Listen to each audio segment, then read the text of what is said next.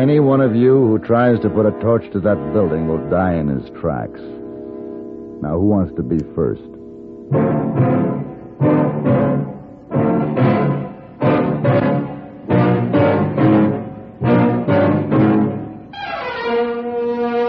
Have Gun Will Travel. Starring Mr. John Daner as Paladin.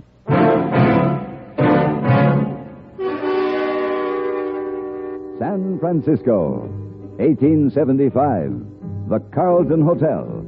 Headquarters of a man called Paladin.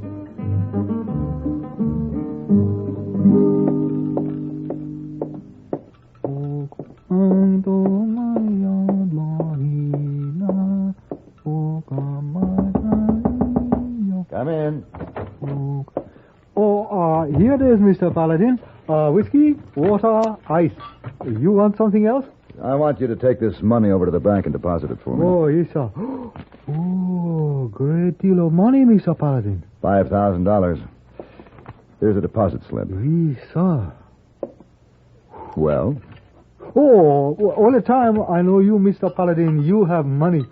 Money I earned. Yes, sir, what, so much money. You buy clothes, you live here, you pay for many things. You ever work and not earn money? I don't understand you. Oh, hey, I work and not earn money. Most people do the same thing. If it makes you feel any better, I've often worked and not been paid a dime. Oh, it makes me feel better. But I try not to make a habit of it. Oh, I know. Oh, well, I take this now. A wire for you from Nevada. Let's see. You send answer? Yes. Yes, tell him, have gun, will travel.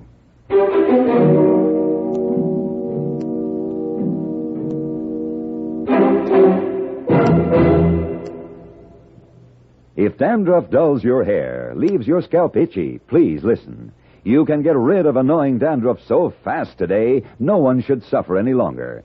With Fitch Dandruff Remover Shampoo, unsightly dandruff's gone in 3 minutes. It's the quickest, easiest of all leading shampoos. Besides that, using Fitch regularly is guaranteed to keep embarrassing dandruff away. Simply apply in the unique Fitch manner.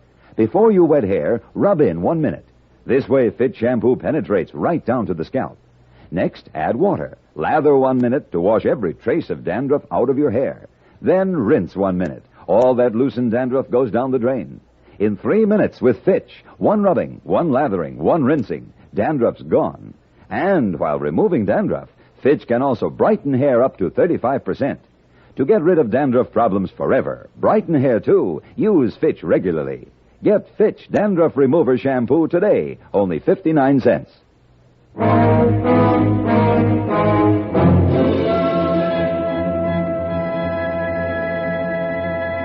The trip to Nevada was for nothing. When I got there, my employer's problem had been settled. He'd been killed, and his killer had been hanged. So I turned around and started back for San Francisco, and that's how I happened to ride through Wormsville. Not really a town, just a single line of ragged buildings facing the open prairie, but trying to be a town. One of the buildings was a log cabin with a flagpole in front of it. Sitting by the side of the road, tracing figures in the dust with a willow branch, was a young boy. I stopped beside him. Hello, mister. Hello, son. Hey, you're going to be late for school. Ain't going. Oh? Why not? Not till they get rid of the school teacher. What'd she do? Nothing. Oh. You don't like her, is that it? Miss Stanton? I like her fine, but Pa says I can't go. Why does Pa say that, boy? On account of Mr. Breck says it to him. Breck? Who's Mr. Breck? He owns that big ranch over there. He don't like what Miss Stanton was teaching about Quantrill. What was Miss Stanton teaching about Quantrill? She says Quantrill's men were thieves and murderers. Mr. Breck rode with Quantrill in the war. Said he'd burn down the school and ride her out of town if she didn't stop teaching that way. So I take it Miss Stanton is still teaching that way, huh? Yep. She's stirring up a fuss. Hardly anybody's going to school now. Well, it seems to me it's Mr. Breck who's stirring up the fuss. What's your name? Morse Kaufman, sir. Morse. My name is Paladin. Can I sit down? Sure. How do you feel about all this? I don't know rightly, Mr. Paladin. Seems Miss Stanton oughtn't to teach things that cause trouble. Let me ask you something, Morse. Yes, sir? 1 and 1 make 2. You believe that? Sure. Well, supposing I didn't like the number 2. Supposing I just as soon forget it and use 1 and 3 and 4 and so on, but never 2. Then what? Well, that'd be wrong, Mr. Paladin. Then maybe it's wrong to think that Miss Stanton or any teacher could do a very good job by ignoring the facts of history, no matter how much they upset some people. Maybe, but Mr. Breck don't see it that way. He's too mean to think. Everybody does what he says. Except Miss Stanton. Except Miss Stanton.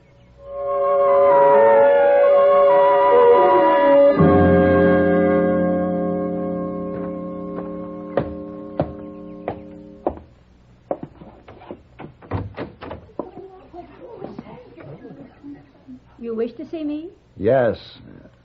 May I speak to you alone, Miss Stanton? Miss Grubb, will you kindly come up here and sit at my desk? The rest of you go right on with your reading. After you finish page 18 in McGuffey, then you may work on your slates. This way, young man.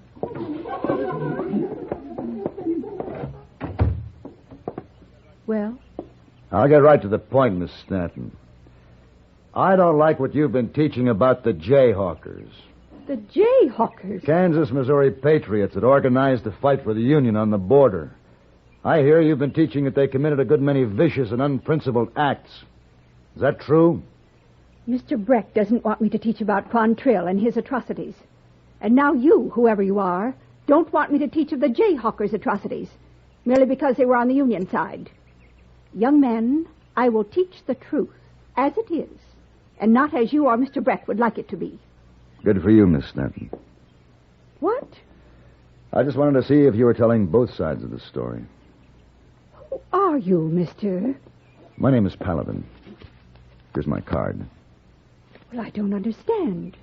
Who hired you? No one's hired me. I still don't understand, Mr. Paladin. Miss Stanton, is anyone in this town on your side? No, I'm afraid not. I used to have 18 pupils. You saw the handful in there. Tomorrow there'll be even less. Mr. Paladin, I can't pay you for anything. Oh, no. I don't want pay. Just to say that this is something I want to do. You don't know what you're getting into. Breck, all his gunmen. I've heard about him. There isn't anyone who'll face up to him. If this is going to be settled by guns, you have at least one on your side. Guns? Oh, Mr. Paladin, there must be no fighting. Not over me. You're a teacher. That makes you very special. Without teachers, every generation would have to start all over again, learning from the beginning. No, Miss Stanton, you're very much worth fighting over. You're a teacher. Thank you, Mr. Paladin. I needed someone to say that. I really did.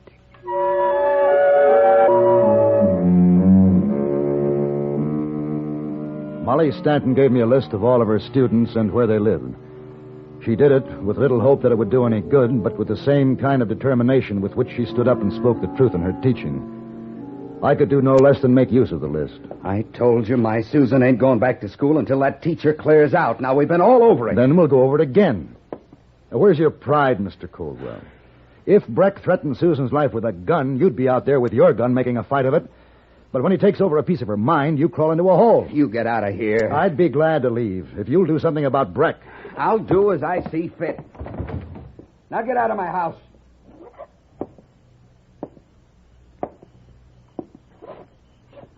Mr. Coldwell, adults sometimes forget that children are learning all the time. Your Susan learns not only by what you tell her, but by the way you live. What do you suppose she's learning right now? Get out!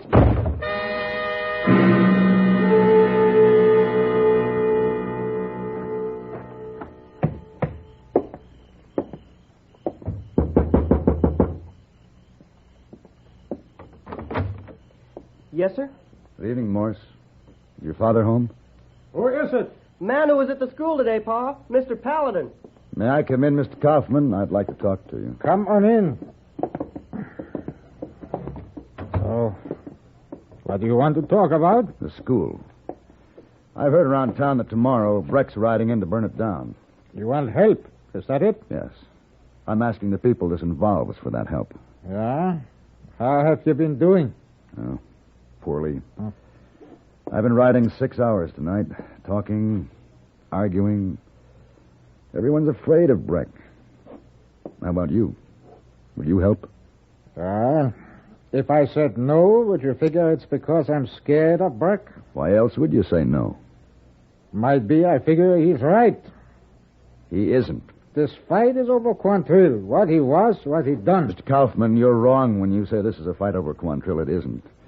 This is a fight over whether a man named Breck will burn down a school and drive a woman out of the county for teaching. Look, Mr. Kaufman, you hire a teacher, and you see that she has the proper training and the right moral character for the job. Then you have to let her do that job. You hold her back, you tell her what to teach and what not to teach. She ends up teaching nothing. All right, but that ain't my fight. Jason and them other folks in town don't like me, the way I talk. They make fun of me. If everybody was to make a stand, I'd go along, but I don't see doing their fighting for them. But this is for yourself. You have spoken your piece, Mr. Paladin. You've had my answer. But not once have you mentioned the real reason you won't stand up to Breck. What do you mean? You're afraid of him. Wait. No one calls me a coward and walks away. Well, you just look me up at the school tomorrow if you want to finish this. Unless you'd rather shoot me in the back right now.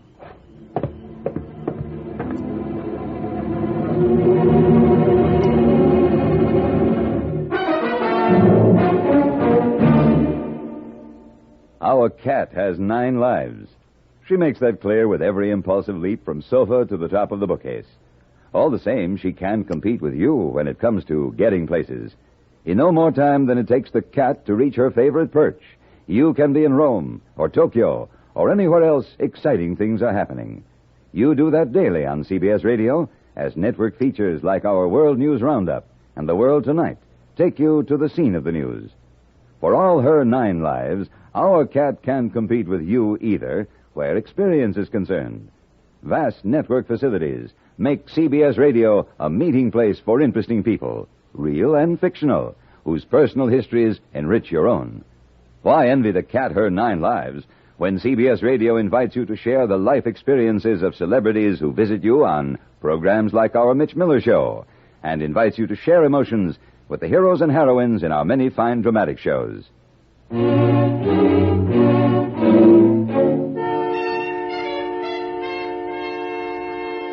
The next morning, Molly Stanton appeared at the school 15 minutes before class was scheduled to begin. She tidied her desk, made notes for the day, then stepped out into the yard and rang the bell. But there was no one to ring it for. No students, no parents. There's our support, Mr. Paladin. Then we'll meet Breck by ourselves. Why? What for? What am I fighting about? They're not my children. Those people don't care. Why should I? Because you do care. You care for the children, your own integrity. They just want their children here, out from underfoot. I'm sorry I'm late, Miss Stanton. Well, you've certainly been a stranger, Susan. Go on now, get to your desk. You have 2 weeks' work to catch up on. Yes, ma'am. You see, Miss Stanton? You were wrong. Somebody does care. Mr. Paladin, look. I see them. I'll wait here with you. No. Now, you go on in and run your school. Well, good luck.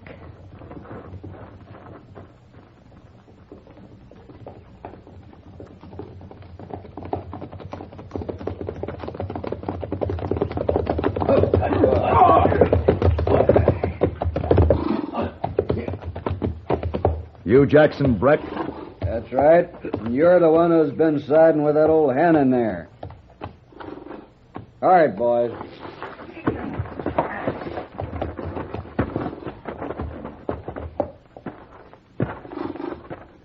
I got enough men to do the job that's got to be done. You can see that, stranger. I can see. But you're going to try to stop me? That's the idea. You're a fool. Get that gun of his. Now, hold it, Cooley.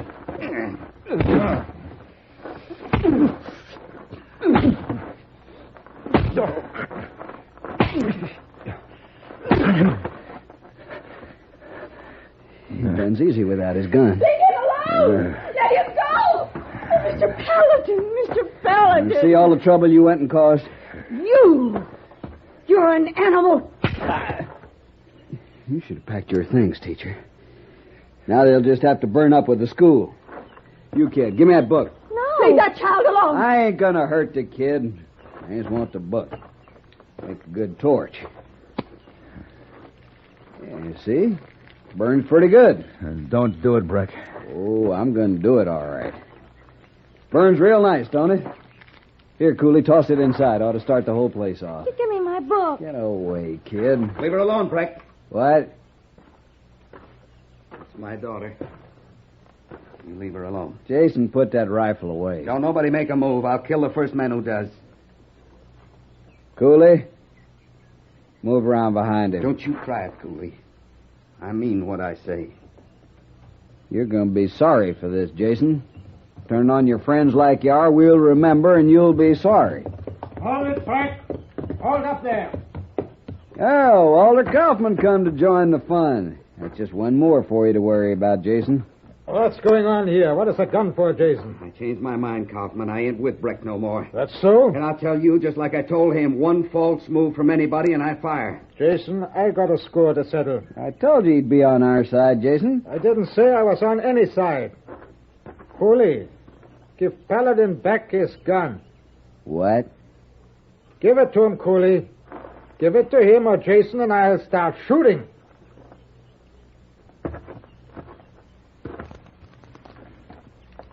Thank you. Now you've got your gun back, Paladin. You can speak to Breck for all of us. All right, Breck. No one's holding me now. You got two hands, gun in that holster. You're standing on your own 2 feet. What else do you want? An edge? Well, Or maybe this'll help you fight. Oh. You only draw against women. Is that it? Or maybe school teachers, your specialty? Or children? All right, if not you, how about one of your men? You? How about you? Anybody? And get on your horses and get out of here. And Breck, one more thing. Don't try sneaking back some dark night. You wouldn't be very hard to find afterwards. That's right, Breck. Big man like you wouldn't be hard to find at all.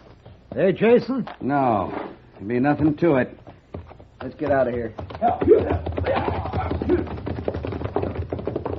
Well, it's finished. Not quite. Paladin, last night you called me a coward. Yes, I did. Why? I wanted you mad enough so you'd think about what I said. It made me think. That is for sure. I never thought you were a coward, Mr. Kaufman. I knew you were afraid. I knew what you were afraid of. That you'd fight for Jason here and his friends, and afterwards they'd just laugh at you for being a fool. And I might have, too, Walter. I was proud about all the wrong things. Like you having an accent and me not. Then when I saw Breck going after Susan, well, maybe that's what helped me get things straight. I'm glad. Well, now, isn't it time to get the children back to school?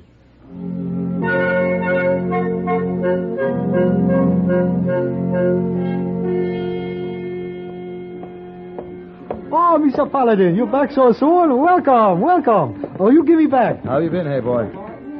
Anything happened while I was gone? Oh, yes, many things happen. Ship blow up in harbor, streetcar break chain and run downhill, man chase wife through street with butcher knife. Many things happen. Oh, yes, sir.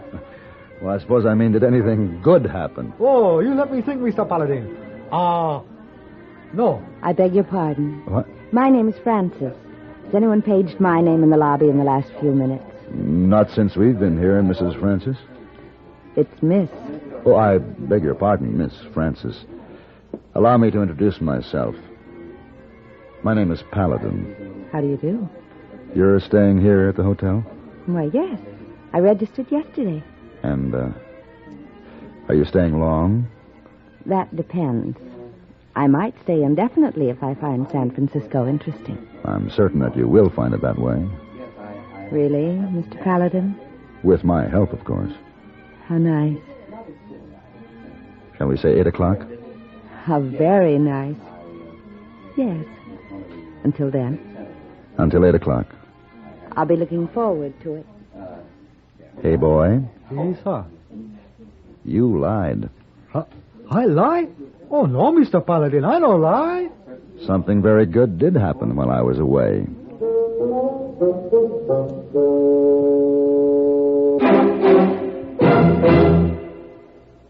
Here comes Elmer Blurt, world's lowest pressure salesman. Nobody home, I hope. Oh, gosh, it says salesman keep out. Hey, come back here. You wouldn't want to buy a new Rambler American station wagon, would you, mister? You poor fella. Let me show you how to sell. You got to use high pressure. Yeah, but... You got to tell the customer you must buy America's lowest price station wagon, the Rambler American. The small wagon with automatic transmission, the reclining seat, deep coil springs, and handsome American styling. Is that a fact? Then you say the Rambler American is America's easiest parking station wagon and can save hundreds of dollars a year on gas and maintenance. But will that high pressure work? I'll prove it works. Order me a Rambler American station wagon. Now, how do you like my sales technique? Well, it's not as good as your neighbor's. Oh? No, he just sold himself a Rambler station wagon and a Rambler sedan. Want a whale of a buy on a used car? See your Rambler dealer right now for a tremendous assortment of select used cars taken in trade on all the new Ramblers. See your Rambler dealer for a select used car.